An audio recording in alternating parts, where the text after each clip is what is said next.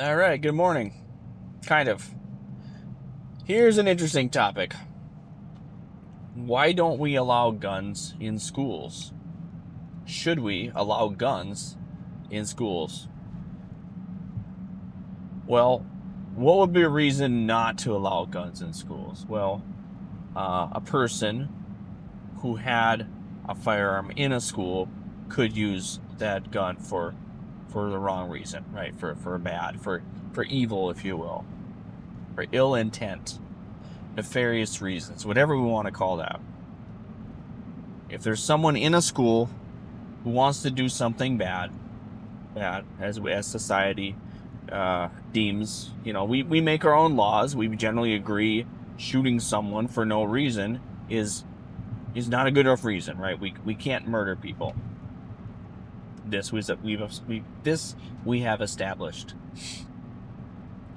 Then if someone is in that school and they want to do harm to people, especially to our most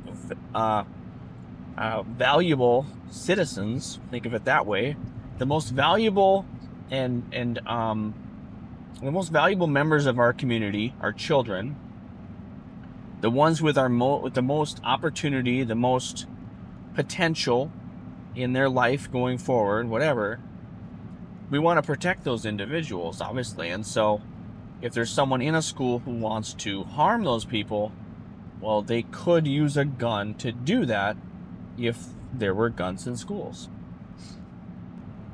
We've already made the rules we don't allow guns in schools, either just by the law or even by literally physically preventing that from occurring, right? We have, some places have metal detectors, and even just, armed guards and locked doors and things like that. Because we don't want a tool, a piece of equipment to get in there in which someone could use to carry out their mission. Of course, the mission is the problem. Someone going in there wanting to do harm is clearly a problem. That's a problem anywhere, right? But in a school, we have disadvantaged individuals, not based on social status or culture or anything like that, their identity, but just because they are younger. They are at a disadvantage. A 10-year-old is at a disadvantage against an adult. Or even 10-year-olds at a disadvantage against a 17-year-old, right? We want to protect those people who are, by nature, not by their own fault or anything, but they are weaker. Children are weaker than adults, okay? We don't hear that very often, but that's literally true. So let's prevent those individuals from being harmed. Well, we don't allow guns in a school. But if we just say that's the rule, does that prevent people from bringing guns in there? Well, depending on how well you enforce the rule, obviously. Now, I do agree, make this clear, I do agree wholeheartedly that we need to pardon the pun, I guess, that we need to solidify the defenses around our schools. My children going to a school, and my daughter, a grown daughter who was a child once going to a school, I most definitely would want it to be more difficult for someone who should not be in that school to get in there. And even just simple as ID badges, signing in at the front desk, making sure there's only one entrance, lots and lots of things that we've been doing for a long time, which are good things, obviously. Let's keep doing those things. But we need to make it even more difficult for someone with ill intent to get in, to do someone harm. But how can they do harm? Well, lots of ways, obviously. Someone could get into a school and pick up a child that is not supposed to be picked up by that individual, okay? You hear horror stories about that. Estranged family member, an ex-spouse or something, goes into school and wants to pick up the kid. And maybe the kid is like, oh, sure, I'll go with Uncle Jimmy, Jimmy always gives me chocolate, right? Or even if it's not at their will, a parent might, a school member of the school administration, or faculty, I should say, might still hand that child over to a parent, an adult, even if the child says, no, I don't want to go. Because, okay, my kids have done it. They don't want to leave school. They're playing, after school with their friends in the gym. Or they're, oh, I'm still finishing up in the library, blah, blah. I'm like, nope, time to go, kid. Okay, fine, Dad, right? Like, that's a thing. And so bad actors can get into schools and do bad things. They could take a child out with them, or they could do harm to someone. They could take a chair, smash it over somebody's head. They could get into the cafeteria. They could poison the children's food. These are horrible things. And of course, someone could go into a school, grown up or a child, a member of the school or not, could go in there with a firearm, and they could do harm to people who are there. Students, faculty, administration, all that. So simple, hey, no guns. Well, of course, the problem is we're banning the wrong thing. We're banning, and I should say banning is a ban means that a thing may not happen anywhere, or may not occur or be possessed anywhere, right? That's kind of a ban. But a prohibition, right? To prohibit firearms in a school is a better description than banning something from a school.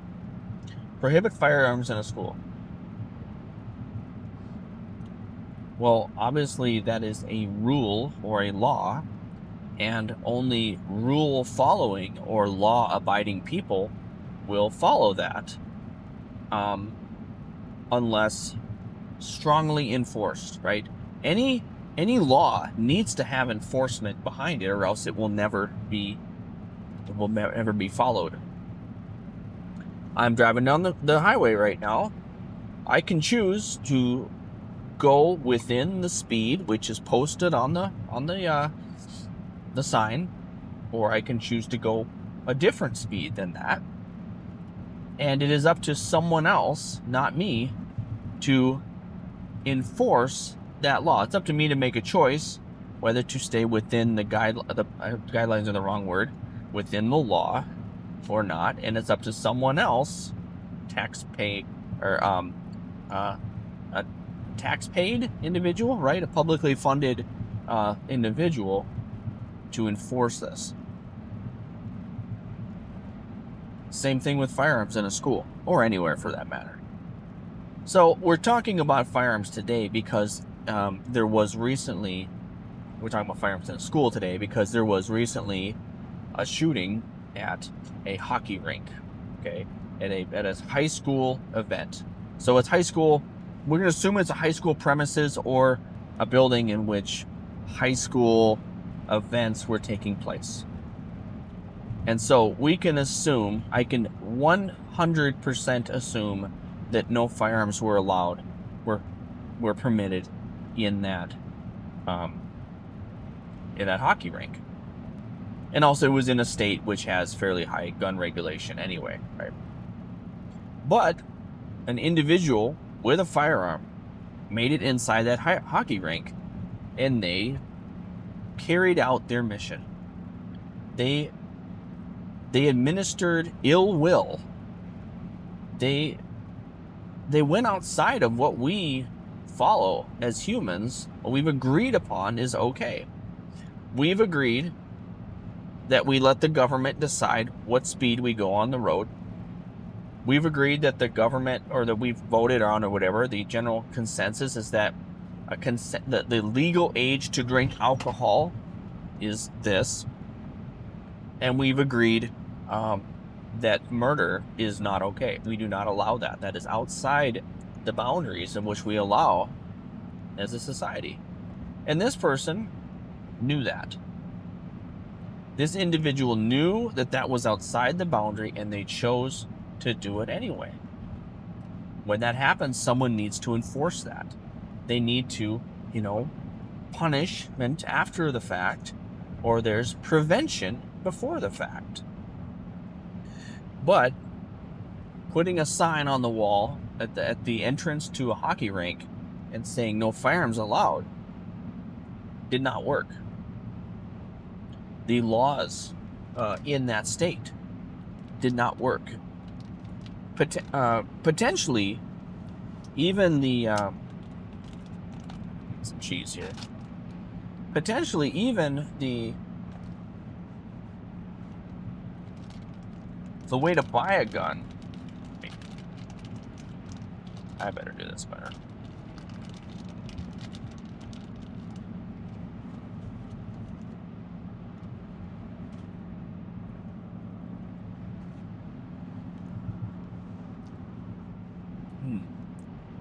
Potentially, even the rule which prevented an individual from obtaining a tool to complete their mission, that may or may not have worked.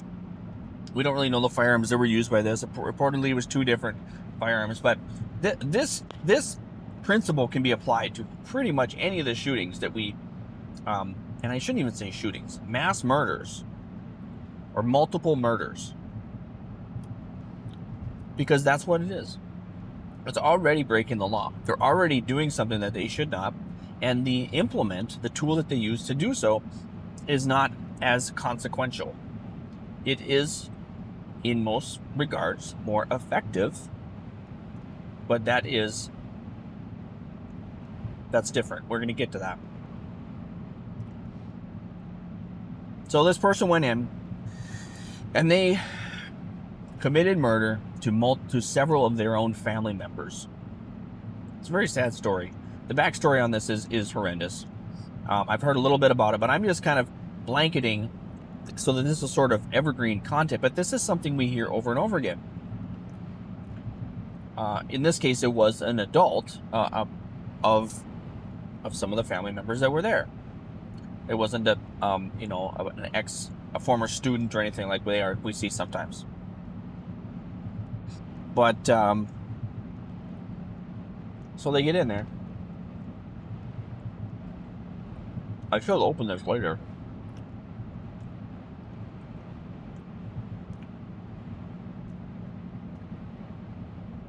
So they get in there and they use a firearm and they commit murder to their family members. And then they turn the firearm on themselves. It's unfortunate. Obviously, an enormous understatement. Of course, it's unfortunate.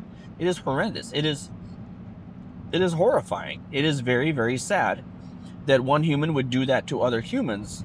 And just as sad, or more so, is that a family member would do that to their own family. There's no way that we allow this. Or do we? Because who's enforcing that law? Who's preventing that individual from committing a murder? The sign didn't help. The law saying, hey, don't do murder, which is it's across the board. Like, I don't know of a society in which murder is not punished. Okay? Now, maybe there's degrees how you describe murder. I don't know. There's degrees in which the punishment is, and we could debate on that, and, maybe history as a way of changing or whatever, but there are many, many capital punishments to things which were less than murder. And so, just kind of a blanket statement, if you commit murder, the punishment generally should be capital punishment. You do not value life, and so your life is now forfeit or something. Okay, that's probably need someone more philosophical and somebody smarter to walk me through that, I guess. But so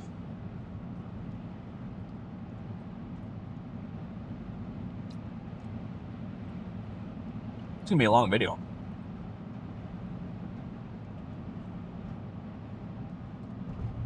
So this guy in there trying to carry out his mission, with a tool that was maybe permitted or not permitted in his state, with a tool which was most definitely permitted, was definitely not permitted in that area, in that building, the ice hockey rink, using that tool to carry out something which was definitely not permitted by our society.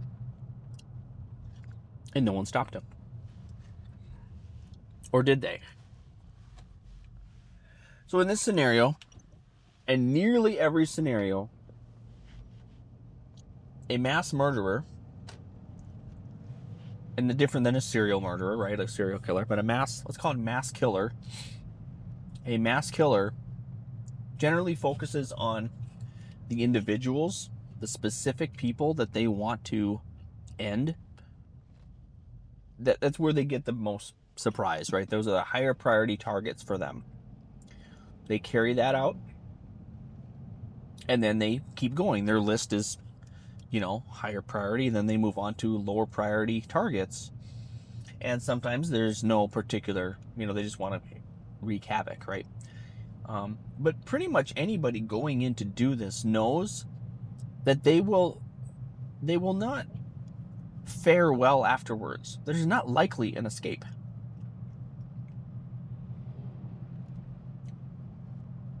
One could argue that people who try to kill this way are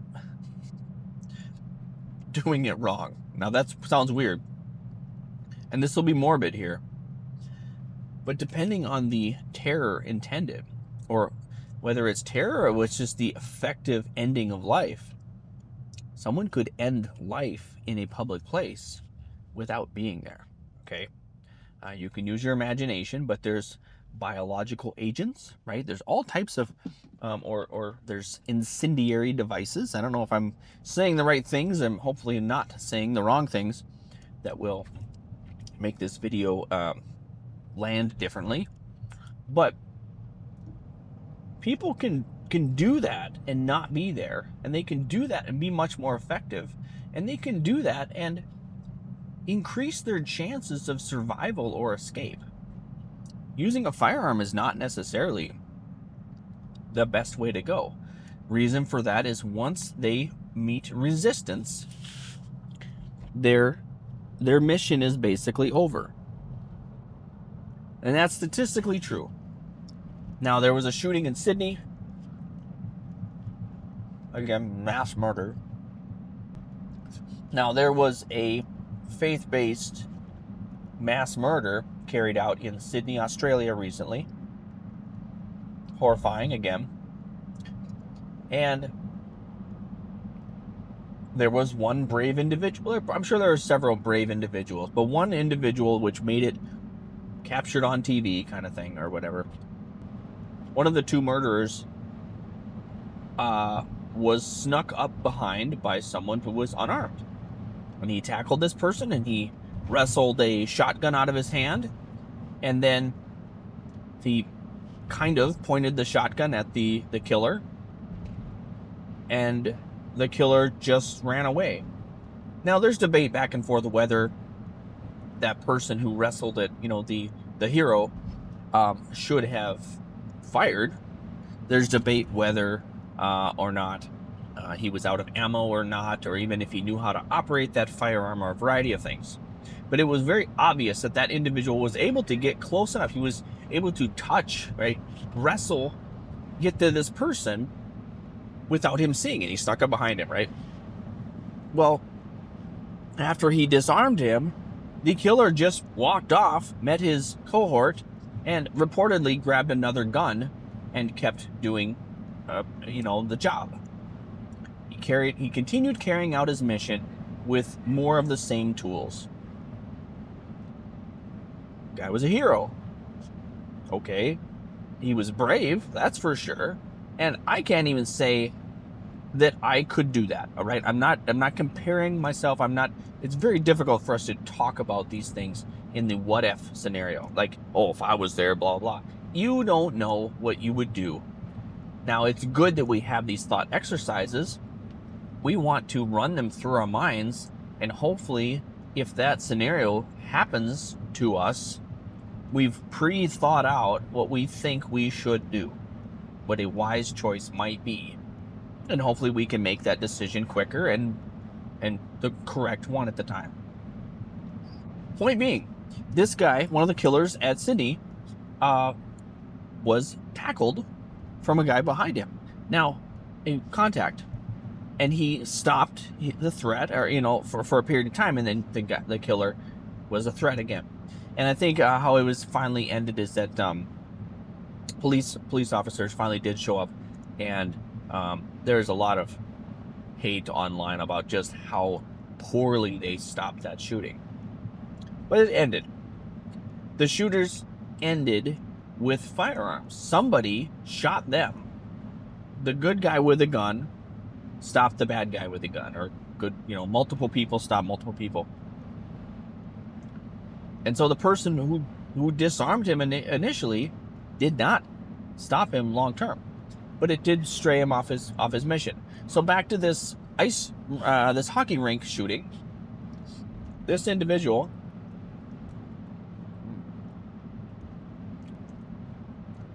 apparently what seems to be an unarmed person tackled the killer, and when that happened, then the killer ended himself. Okay. Now, maybe the killer was already done. He had filled out his mission. He was just standing there waiting for it to be over. Maybe he was walking out the door. Maybe he was getting back in his vehicle to drive away. I don't even know. That's not really the case. But the threat stopped because someone pushed back. Now, how many people pushed back? Were there people who tried to push back earlier? Let's make this generic. Let's look back at other shootings. People who did engage shooters, unarmed heroes engaging shooters. Well, it's a pretty unbalanced fight, okay? The chances are not equal. And even the chance that the bad guy always has better odds because, or at least in this category, the bad guy does not care if he misses. If he's attempting to get that target and it goes through that target or around that target and he hits other collateral damage, it is 0.0 something percent that person cares if other people are harmed. Okay? That's what it is. Now, a good guy with a gun, let's just say the hero, should and will basically always care what is behind the target, who they are trying to stop, person they're trying to stop. All right, anyway, I'm like 20 minutes into this at this point, so I'm going to pause, and I'm going to record a part 2. Stick around for part 2. We talked about kind of what happened. The next part will be how could we have prevented this or reduced the damage of a shooting at a school event. So stick around. Well, that's next.